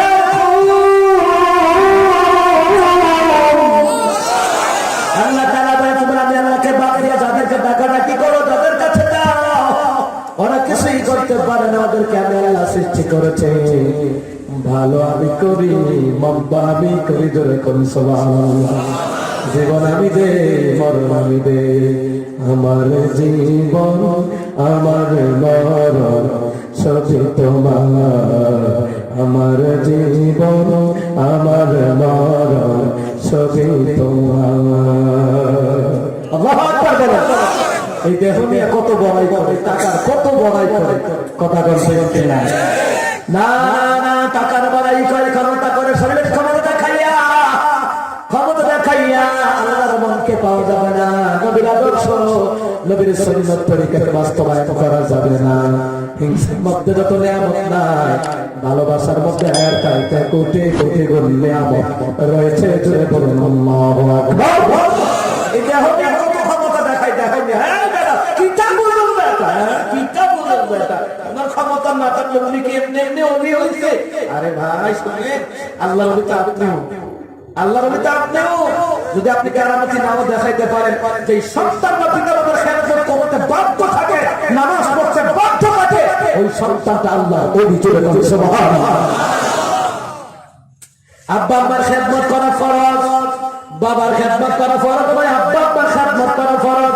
তাফসীর যারা ১৪ নম্বর খণ্ডে বিশ্বনবী বললেন, যারা আব্বা আম্মার খেদমত করে ওরা মরে নাই, মরার আগে এদের নামে আল্লাহ জান্নাতের দুইটা দরজা খুলে দেন। আর আওয়াজ করে বলুন বলুন সুবহানাল্লাহ। এই দেহের মালিককে, হায়াতের মালিককে, জীবনের মালিককে, ওরে দেহ কানা হইলে রে মন, ওরে মন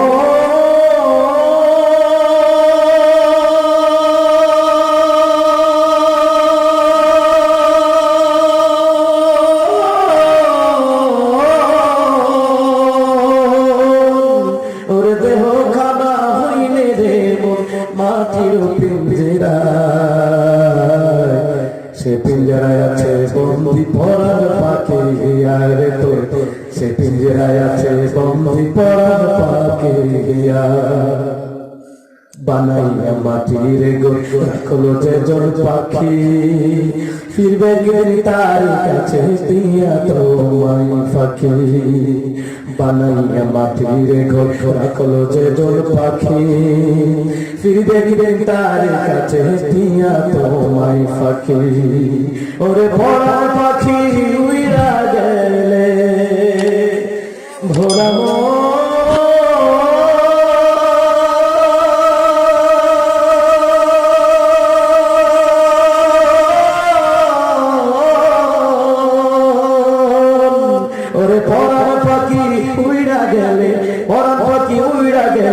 আসে না ফিরিয়া, সে পিঞ্জরায় আছে বন্দি পরাণ পাখি, রে তোর সে পিঞ্জরায় আছে বন্দি পরাণ পাখি। আল্লাহু আকবার। আরে ভাই, আমার দেশে কত মানুষ বলে হুজুর এটা বুঝতেন না, হুজুর আমরা তো শরীয়তের হুজুর, তারা মারাফতের লাইনে, তারা মারাফতের লাইনে দেখে তারা গান গাইতে। আরে হুজুর মারাফতের লাইন, এটা মারাফতের লাইন না রে ভাই, এটা মারাফতের লাইন। যাদের ৫ ওয়াক্ত নামাজ আছে, আব্বা আম্মার খেদমতে ৪ ওয়াক্ত আছে, তার মধ্যে মারাফত আছে, শরীয়ত আছে, হাদিস আছে, তরিকত আছে, চিল্লায় আল্লাহু আকবার। যার মধ্যে নামাজ নাই, যার মধ্যে পিতামাতার খেদমতের কোন অনুসারী নাই, ওর মধ্যে কিচ্ছু নাই। কথা কমপ্লিট খালি গান গায়। আমরা কিছু বললাম হুজুর গানের গানতে কোন একটা মারে হতে হবে, একটা মারে হতে গান আর কি না মারে হতে মরার গান এগুলা আল্লাহর গান, কোরআনের গান। এই যে দেখেন এরা কয় কি জানেন, আপনারা বলতেন আধ্যাত্মিক জগতের গান যদি গাও তো ঢুল তবলা বাজাও, এমনি গাও যে আমি গাইলাম। আরে কত রকমের সঙ্গীত চলবে না। আমার জীবনে কত সঙ্গীত শিখেছি, 350-এর উপরে সঙ্গীত শিখেছি, আলহামদুলিল্লাহ বলেন। মারে কি বুঝলেন, এই যে গাইলাম না, এরা কয় না আধ্যাত্মিক আধ্যাত্মিক আধ্যাত্মিক, মারে এটার মধ্যে খুঁজে পাই না। সুবহানাল্লাহ। আচ্ছা আমি যে গাইলাম এই যে কোরআনের সুর, শ্রেষ্ঠ সুর, ঢোল তবলা বাজাইছি, ওরা ঢোল তবলা বাজায় গানে না, ও খালি বলা গাইলে কুত্তাও শুনবে। আমি শিওর দিলাম, 200% শিওর দিলাম, কথা বলতে কি না। আর যখন আপনি কোরআন তেলাওয়াত করেন, আল্লাহ ফেরেশতাদেরকে আপনার কোরআন তেলাওয়াত করেন, আপনি যখন জিকির করেন, আপনার কথা ফেরেশতারা জিকির করে, আপনি কোরআনের মাহফিলে বসে বসে সুবহানাল্লাহ বলতে, আলহামদুলিল্লাহ বলতে, ফেরেশতারা আপনার সাথে সাথে তাসবিহগুলো পড়ছে আনন্দের সাথে, আল্লাহু আকবার। কি কারণটা রয়েছে, কি কারণটা? আমাদের যে পাবলিক গান শুনলে দেখছো বাউল শিল্পী কারে কয় হারাইয়া যাইছে, কথা বলতে কি। আবার একটা প্রশ্ন করে বাউল শিল্পীর কারামতি বুঝেন তো, এরা একটা প্রশ্ন করে, আমার প্রতিপক্ষ বন্ধুর কাছে প্রশ্ন থাকবে, নবীর জামানায় বুঝেন না, নবীর জামানায় এই যে মদ গাছ তৈরি হয়েছিল, মদ গাছ মানে অর্থাৎ আঙুর ফল, যেটা দ্বারা শয়তান নেশা জাতীয় দ্রব্যগুলো আবিষ্কার করেছিল, শয়তান এটা কোন নবীর জামানায় আবিষ্কার হয়েছে, প্রতিপক্ষ বন্ধুর কাছে আমার প্রশ্ন থাকবে।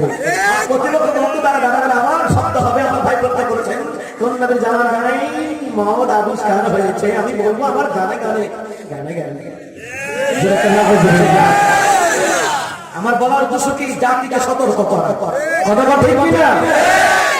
শোনো, নিজের স্বার্থে কারো নাম নিয়ে বললে গীবত হয়। ইমাম গাজ্জালি বললেন কোন কোন জায়গায় গীবত করা ফরজ, যাদের দ্বারা ইসলামের ক্ষতি হচ্ছে, যাদের দ্বারা মানুষগুলো নামাজ থেকে দূরে সরে যাচ্ছে, যাদের দ্বারা মানুষ গান বাজার দিকে আসক্ত হচ্ছে, তাদের নাম নিয়ে নিয়ে বলে সতর্ক করাতে হবে। জাতিকে কথা বলেন ঠিক কিনা। কোন বিষয় আপনি যদি গোপন রাখেন, জবাব দিতে হবে কার কাছে?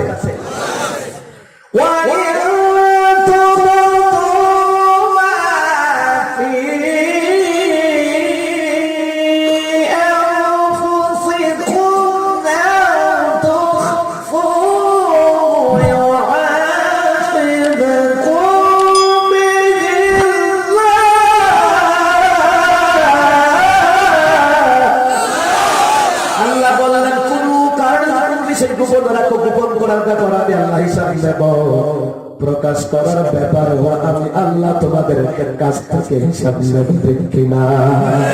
আল্লাহ হিসাব দিবেন। তোরা যখন দাদাদেরকে দাওয়াত দেয়, তখন যখন দাওয়াতে জিগা ভাই কারে নাম বিশেষ তহিরি পাগলা, আরেকটা কি রব্দমান কাজল দাও চাবল সরকার স্বপ্ন সরকার আরো যারা সরিতা কেমন জানা আছে তো দিলে দুই প্রতিপক্ষ এরা আলাপ করে, বুঝলেন?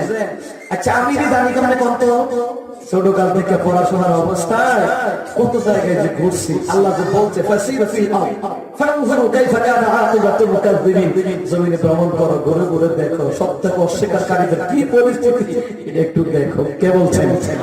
আর জোরে বল, কে বলছেন? আল্লাহ বলছেন। তখন আমি কোন কিনে উত্তর দিয়ে জায়গা আমার একটা তালকো বেসা, আমার খালি সারাদিন দোকানে দোকানে আমি কি দিতাম, দেখছো হুজুর কি হসপিটাল কেমনে উত্তর দেয়, দেখছো হুজুর তোমরা হইলে ওইটা পারতাম না। পুরো আমি কি আমার বারবার বলতে আমি কি খুশ টুস নেওয়া লাগবে, ওরা নিয়ে দেখে ভাই বাউল শিল্পী জুড়ে দাবার একটা বেড়ে একটা বেড়া, একজনের শালা পালা, আরেকজনের শালির পালা, শালি পালা দুলা ভাই স্বামী স্ত্রী এরকম পালা নেয় না নেয় না, মারা বছর এরকম পালা গান নেয়। আমি কি একটা উত্তর দেয়, আবার উত্তর দেয় কেমন করো নাকি, তারা বাংলা তাফসীর ইবনে কাসির আছে, বাংলা বেরোছে পড়ে, কাসুর দিয়া বাংলা আছে বের হয় এদিকে পড়ে, তো বাংলা পড়া পড়া এরা প্রশ্ন নিজেরা তৈরি করে, কথা বলেন না, নিজেরা তৈরি করে। তখন বলে ভাই কোন শিল্পীকে দাওয়াত দিচ্ছেন, এটা দাওয়াত দিচ্ছে, ঠিক আছে।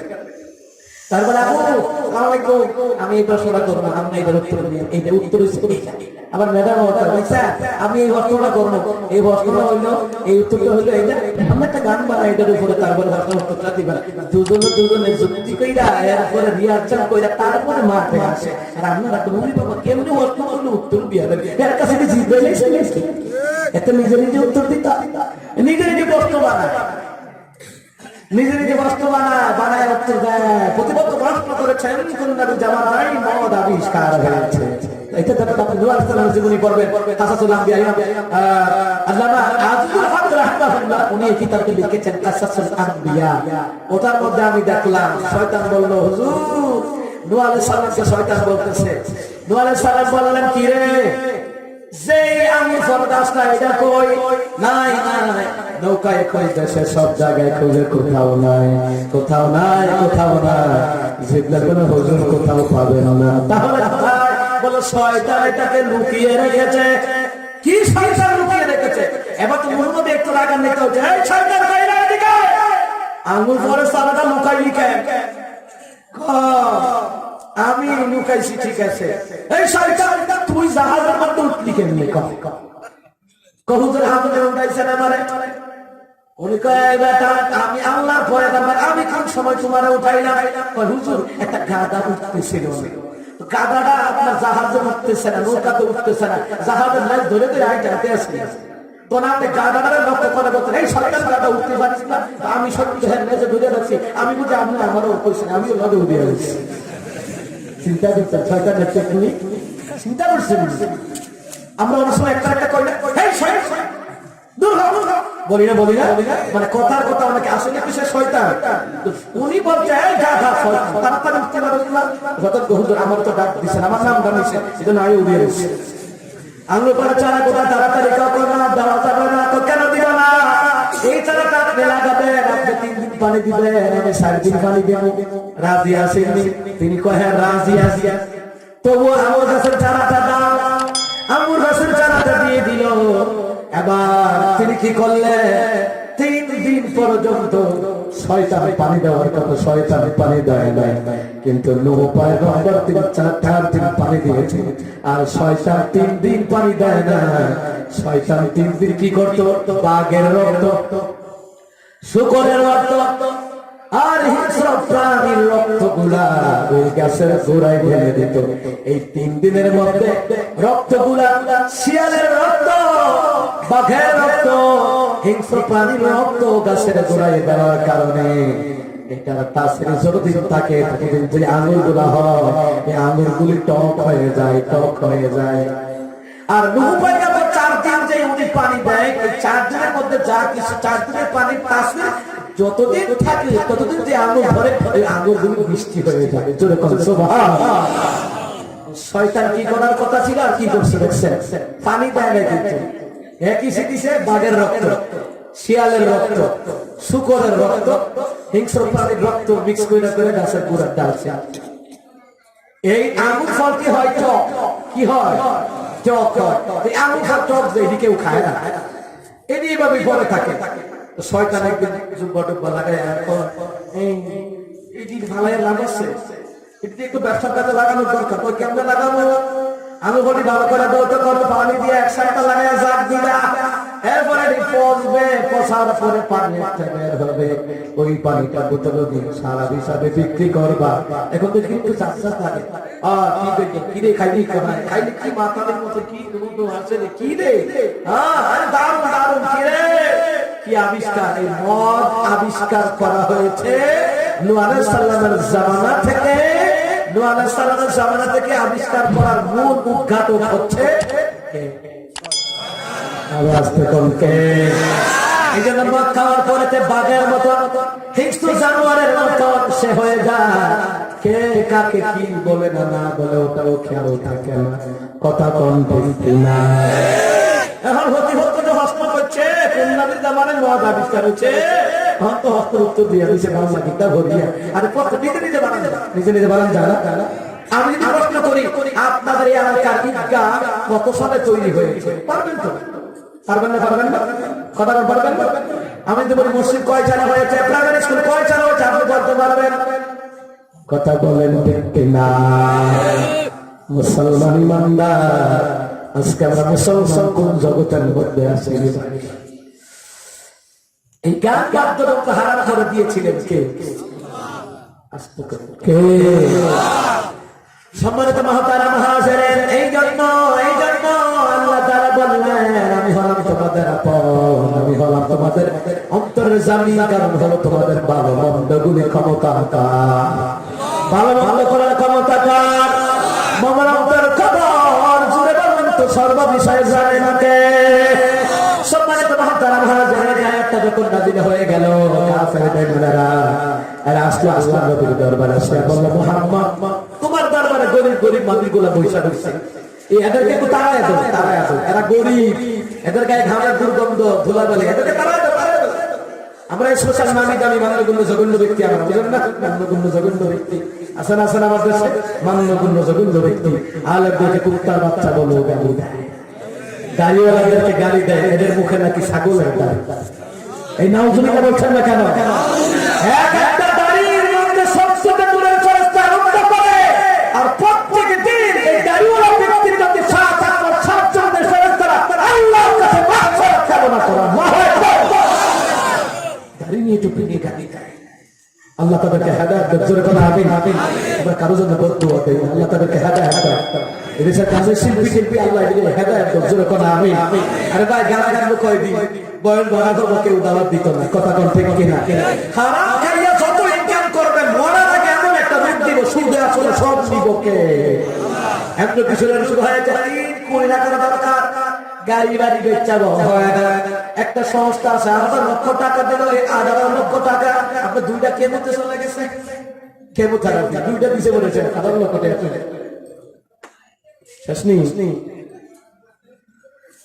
বিশ্ববিদ্যালয় চালাবে তারা একটা গান করতো, লোকটা বার্ধক্য অপরিত হলো, বার্ধক্য যখন হয়ে গেল এখন কেউ আর খাবার দেয় না, আর আপনার সমাজে আলেম হয়ে যায়, ইমাম হয়ে যায়, খতিব হয়ে যায়, ও যত বৃদ্ধা হবে, বৃদ্ধা হওয়ার পরও এলাকা থেকে সন্তান কমে না, কোরআনের মাহফিলের সভাপতি হিসেবে তাকে দাওয়াত দিয়ে বসাই রাখে, ঠিক কিনা?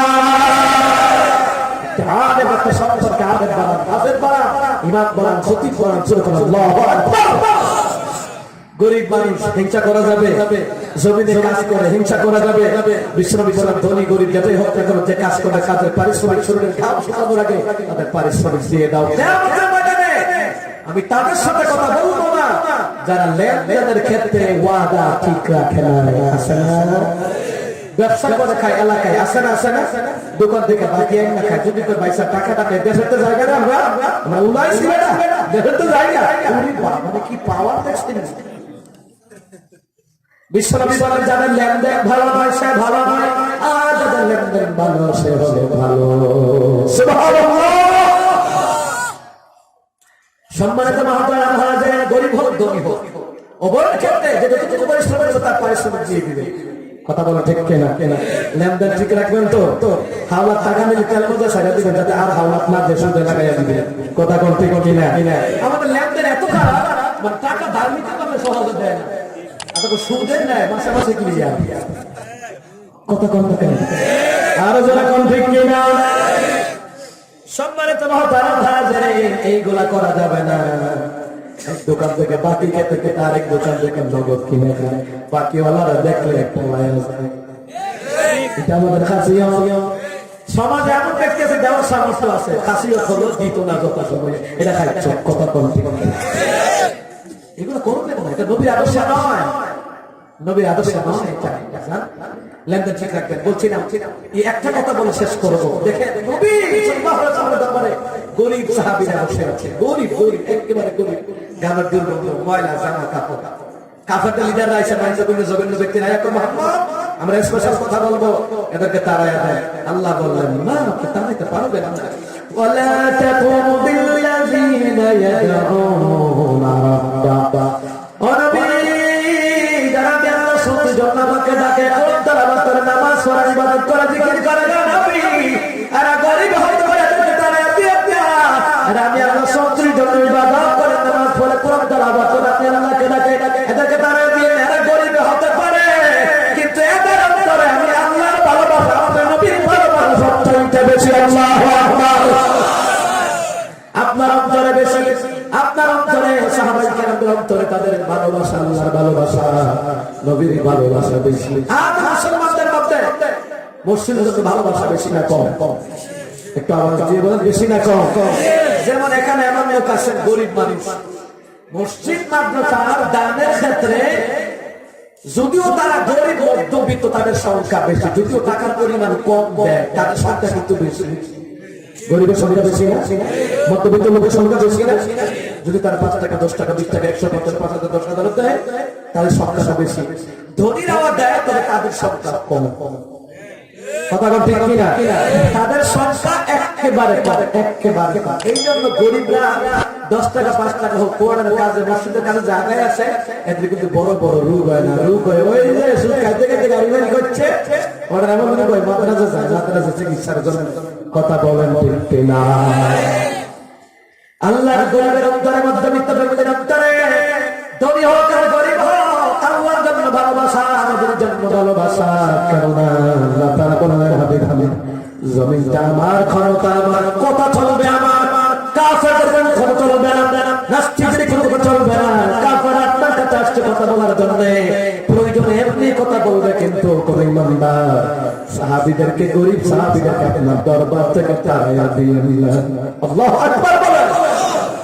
আপনি তাড়িয়ে দিলেন না, এর অর্থ আপনি নবীর ভালোবাসা বেশি, আমি আল্লাহর ভালোবাসা বেশি, যে ভালোবাসার কারণে আমরা জান্নাতের মেহমান হয়ে গেছি। সুবহানাল্লাহ। এই জন্য আমি আল্লাহ তাদেরকে জান্নাতের মধ্যে ওরা যা চাইবে আমি আল্লাহ তাহা দিয়ে দিব, ওরা যা দাবি করবে তাহা দিয়ে দিব। ওয়ালাকুম ফিহা মা তাশতাহি আনফুসুকুম ওয়ালাকুম ফিহা মা তাদাউন।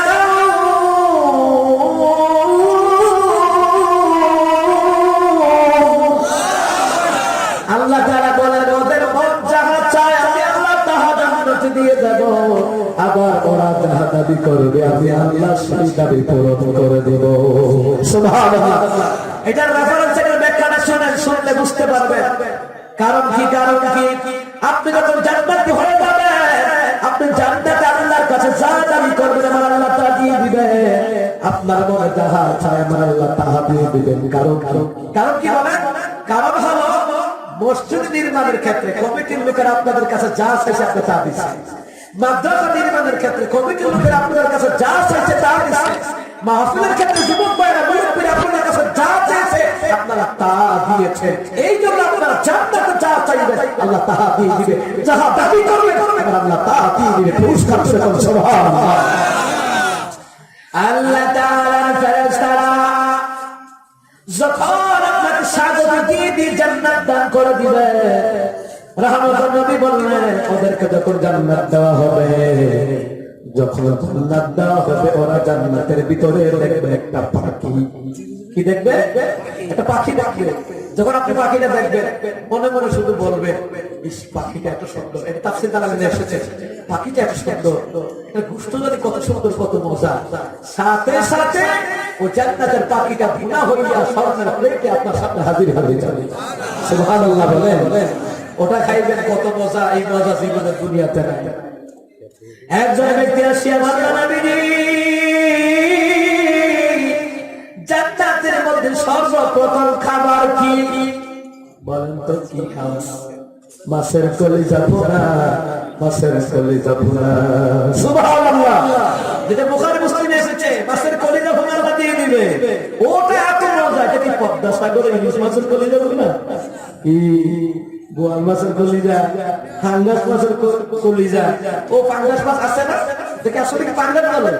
আমি তো এটা বলি ডিজিটাল বোয়াল। আমার কেউ দিকে কি দিয়ে খাইছে, ডিজিটাল উৎপাদন কোথায়? এখন নদী নালা খাল বিলে পুকুর সব জায়গায় পাওয়া যায় ডিজিটাল বোয়াল। কথাটা ঠিক না? লেভেলটা কিন্তু এইরকম। কথাটা ঠিক কিনা? মাছের কলিজা বলে, এটা জান্নাতি মাছের কলিজা বলে। সুবহানাল্লাহ বলেন। আপনাদের খাবার খান, পানি খাননি? জোরে বলেন, পানি খান না? তো পানির বিবেচনা। আরে যদি যত সময়ে বউ যদি পানি খান না দেয়, বউর হলে কত কি ঘুষি আসে। পান হচ্ছে না, বলে তো আমি মরে যাই। ঠান্ডা কত কিনা কিনা পানি দিল না, যত সময় গলাটা আটকে গেছে। কথা গান ঠিক কিনা? মাছের কলিজা বলে খাবে, খাওয়ার পর একটা পানি দেওয়া হবে। ওই পানিটার নাম হলো সালসাবিল। সালসাবিল নামক একটা পানি দেওয়া হবে। ওই পানিটা পান করবে, জীবনে কখনো পানির পিপাসা লাগবে না। আল্লাহু আকবার। পানির পিপাসা লাগবে না। আল্লাহু আকবার, আল্লাহু আকবার। পানির পিপাসা লাগবে না, সালসাবিল নামক আল্লাহ পানিটা দিয়ে দিবেন। আর জান্নাতের খাবার পরিবেশন করবেন। কিন্তু জান্নাতের খাবারটা যখন পরিবেশন করবেন, জোরে বলুন তো পরিবেশন করবেন কে? আর জোরে বলুন কে?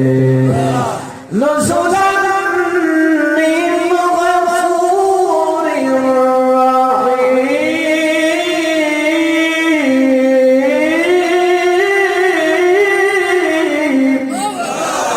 আমার আল্লাহর পক্ষ থেকে করুণাময় দয়ালু আল্লাহ রাব্বুল আলামিনের পক্ষ থেকে এটা হবে সাদর আপ্যায়ন। আপনারা কি জানেন? আল্লাহ হবে মেজবান, আপনি হবেন মেহমান। সুবহানাল্লাহ বলবেন না? কারণ দুনিয়াতে আপনি হজ করেন, আপনি হয়ে গেলেন কাবা করবেন মেহমান। দুনিয়াতে আপনাদের রশিদ হলাম হয়ে গেলেন জান্নাতের মেহমান। দুনিয়াতে কোরআন খাবেন হয়ে গেলেন আপনি হবেন জান্নাতের মেহমান। মেহমানের সামনে খাবারগুলো পরিবেশন করা হবে, আমার আল্লাহ হবে মেজবান, জান্নাতীরা হয়ে যাবে মেহমান। সুবহানাল্লাহ। তুমি দিও হাউজে কাউসারের পাশে স্থান, দিও তুমি শীতল আরশের নিচে সম্মান। প্রিয় রাসূলের প্রিয় উম্মাহ হতে যাবে মহাবিচার। প্রিয় রাসূলের প্রিয় উম্মাহ হতে যাবে মহাবিচার। পরমানন্দে জান্নাতে সাজাবে নব সংসার। জান্নাতের নব সংসার, দাম্পত্য জীবন শুরু হবে। 70 জন হুবো থাকবে রে ভাই। সুবহানাল্লাহ। সে মহাদিনে মহাক্ষণে, সে মহাদিনে মহাক্ষণে নবীর পাশে জায়গা দিও মালিক। তুমি জান্নাতে তোমার পাশে আমার একটি ঘর বানিয়ে দিও, একটি ঘর বানিয়ে দিও। আমিন বলেন। আল্লাহ পাক সেই জান্নাতের মেহমান আমাদের সকলকে বানায় দেখছরে কোন আমি। জান্নাতের মেহমান কারা হবে? 1 মিনিটে শেষ করব। 1 নাম্বার, যাদের দ্বারা মসজিদ হয়েছে, বুদ্ধ দিয়ে হোক, পরামর্শ দিয়ে হোক, টাকা দিয়ে হোক, পয়সা দিয়ে হোক, মেহনত দিয়ে হোক, তারা জান্নাতের মেহমান হবে। দুনিয়ায়